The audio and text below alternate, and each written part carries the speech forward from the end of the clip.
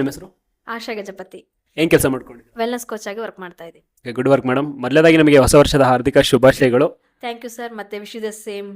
Wish you happy new year also. Thank you so much. And ಇವಾಗ ನಮ್ಮ ಪ್ರಶ್ನೆ ಏನಪ್ಪ ಅಂದರೆ 2024 ಮುಗೀತು. ಓಕೆ, 2024ರಲ್ಲಿ ನೀವು ಎಷ್ಟು ಪಡ್ಕೊಂಡ್ರಿ ಮತ್ತು ಎಷ್ಟು ಕಳ್ಕೊಂಡ್ರಿ ನಿಮ್ಮ ಲೈಫಲ್ಲಿ? ಒಳ್ಳೆ ಕ್ವಶನೇ ಸರ್. ಆ್ಯಕ್ಚುಲಿ ಒಂದು ರಿಯಲ್ ಆಗಿ ನಮ್ಮ ಲೈಫ್ ಬಗ್ಗೆ ಅರ್ಥ ಆಗಿದ್ದು ಇಯರ್ ಅದು 2024. ಮತ್ತು ಇದರಲ್ಲಿ ಗಳಿಸಿದ್ದಕ್ಕಿಂತ ಕಳ್ಕೊಂಡಿದ್ದು ಹೆಚ್ಚಿಗೆ ಅನ್ನೋದಕ್ಕಿಂತ ಕಲ್ತಿದ್ದು ಜಾಸ್ತಿ. ಎಲ್ಲದ್ರ ಬಗ್ಗೆನೂ ಅಂದರೆ ಲೈಫ್ ಬಗ್ಗೆ ಸೀರಿಯಸ್ನೆಸ್ ಇರಲಿಲ್ಲ. ಫೈನಾನ್ಷಿಯಲ್ ಅಂದರೆ ಅದು ಗೊತ್ತಿರಲಿಲ್ಲ.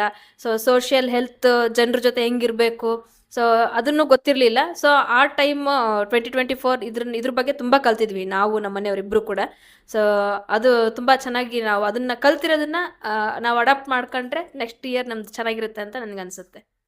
2025 ಬಂದಿದೆ ಆಲ್ರೆಡಿ, ಅಫ್ಕೋರ್ಸ್ ಬಂದಿದೆ. ಪಾಸಿಟಿವ್ ಆಗಿ ಹೆಜ್ಜೆ ಇಡ್ತಾ ಇದ್ದೀರಾ.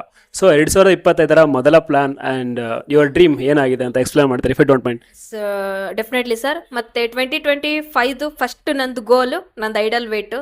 ಸೊ ಅದು ಐಡಲ್ ವೇಟ್ ಅಂದರೆ ನಾನು ಫಿಟ್ಟಾಗಿದ್ದರೆ ಸೊ ಏನು ಸಿಚುವೇಶನ್ ಬಂದ್ರೂ ನಾನು ಅದನ್ನು ಎದುರಿಸ್ಬೋದು. ಸೊ ನನ್ನ ಫಸ್ಟ್ ಗೋಲು ನಂದು ಐಡಲ್ ವೇಟು ಮತ್ತು ಫಿಟ್ನೆಸ್ಸು. ಸೊ ನೆಕ್ಸ್ಟ್ ಇನ್ನೇನು ಫಿಟ್ಟಾಗಿದ್ದರೆ, ಹೆಲ್ತಿಯಾಗಿದ್ದರೆ ಇನ್ನೆಲ್ಲದು ನಂದೇ.